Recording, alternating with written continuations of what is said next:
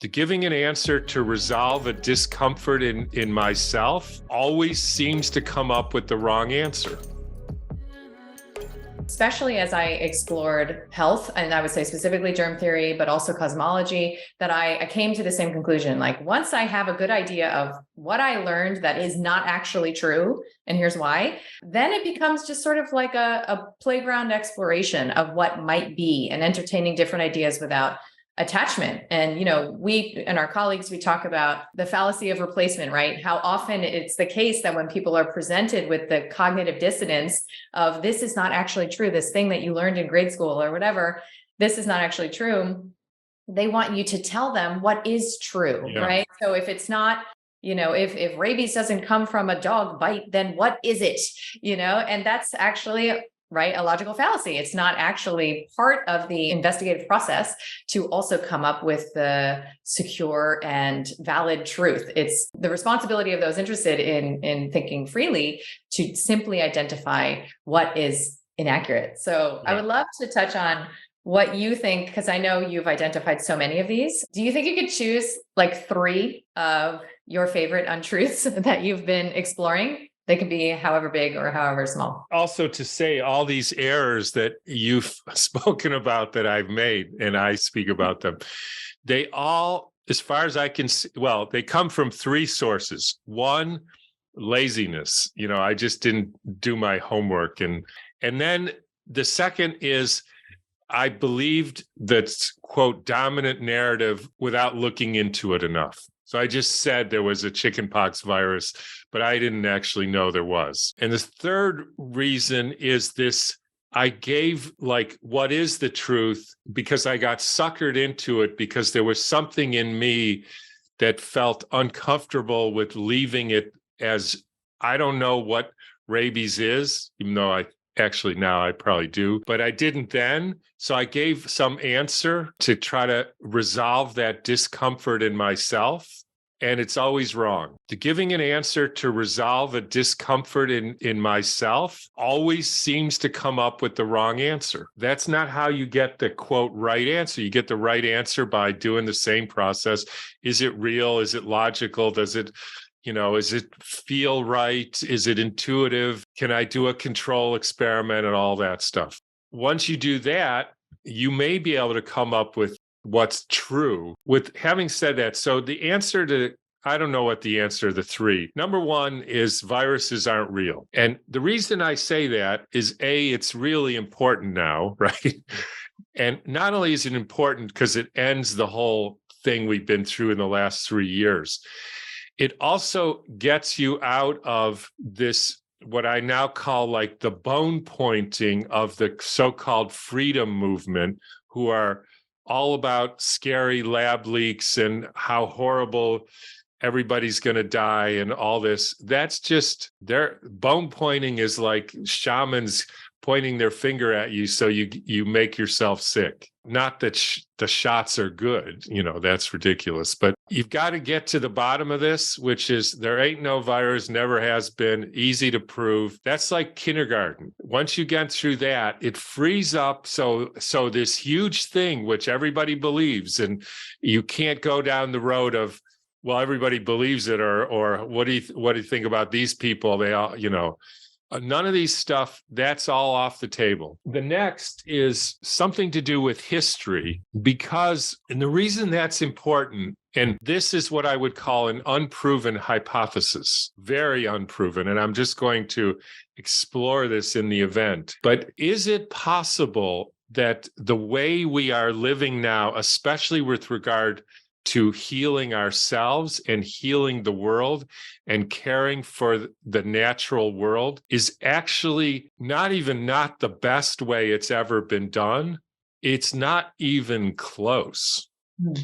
And that there has been a way of seeing biology and seeing all living things and seeing how we work that people have known about, used, that has led to a way of life and outcomes that we can't even imagine. And the reason we don't know about them is because we believe in basically historical lies.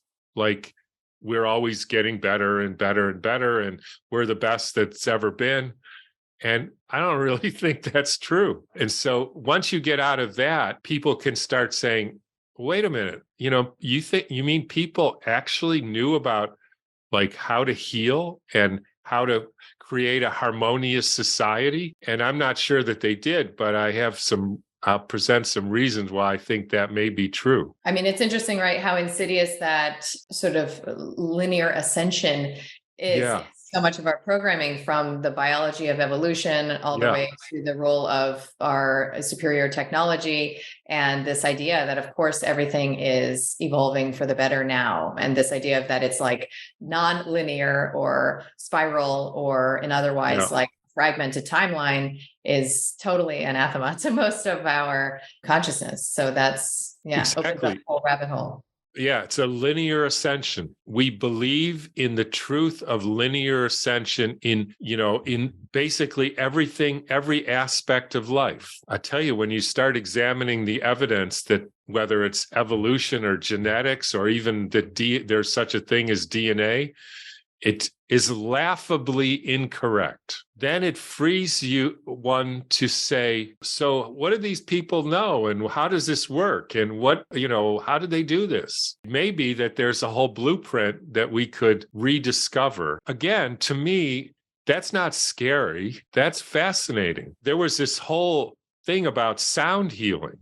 And so now we have people who are looking into cymatics and trying to recreate it in a sense in a format for us. I don't find that scary at all. I'd rather be treated for back pain with a tuning fork than opiates, because opiates don't work and they make you sick. And I don't know why we would think that's scary, but we do. And that's the problem. So that's the second one. That's probably enough truths right there. Right? I don't expect anybody to believe me.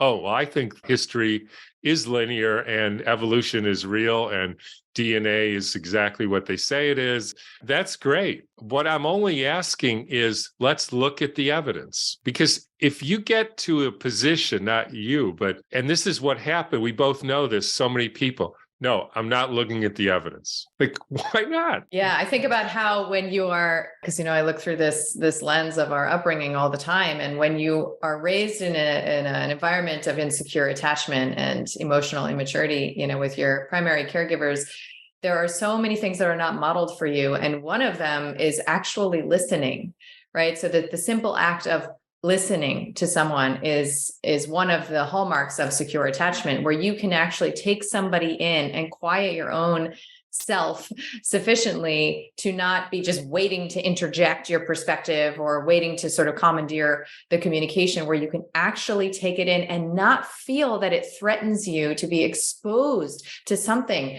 that you don't fundamentally agree with, right? So it's really a deep topic, right? Like, how can we be separate individuals having separate experiences and maybe even living in different realities, but still interact, right? Like, how can, we just listen? And, I think it's like Bernadette Healy or somebody who had this quote about like, no one should be threatened by the process of inquiry, right? Like, why are we threatened by inquiry? And I think it actually stems from that place, right? Because why couldn't somebody who fundamentally disagrees with you, fine, as you're saying, fine, but what would it cost to simply listen?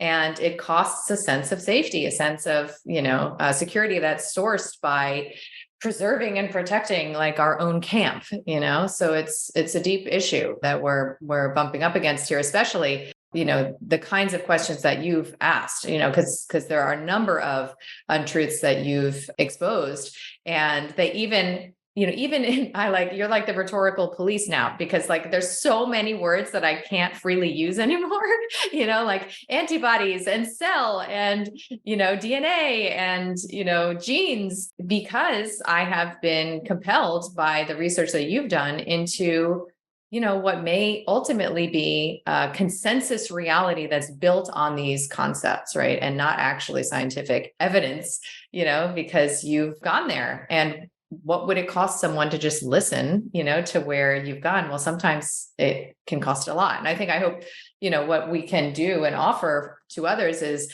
if you're somebody who finds this compelling, and exciting and inspiring, you've taken the time to do this exploration and research. And I find you to be extraordinarily trustworthy in part because you admit when you don't know, right? You don't take that bait. Maybe you did in the past. And certainly I probably still do today. You don't take that bait of, offering the explanation when you could just sit in, what it is that we know isn't true. And there's a lot of things. I mean, it's like when you just ask the question, how do we know this? We come up empty handed on a lot of these topics, right?